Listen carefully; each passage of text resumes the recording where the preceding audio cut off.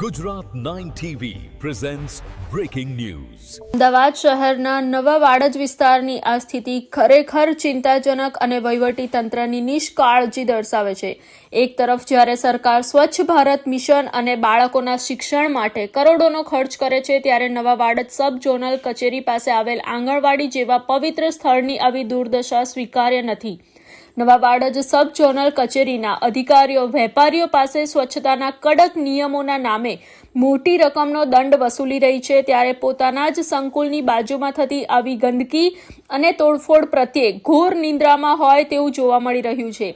આ આંગણવાડીના મકાનના બારી દરવાજા તોડી નાખવામાં આવ્યા છે. આ જગ્યા જાણે કે શહેર શૌચાલય હોય તેમ લાગી રહ્યું છે. શું નવા વાડજ સબ ઝોનલ કચેરીના જવાબદાર અધિકારીઓ અજાણ છે કે કેમ કે પછી આંખ આડા કાન કરી રહ્યા છે? ગુજરાત 9 ટીવી સાથે અનિલ પટેલ, અમદાવાદ.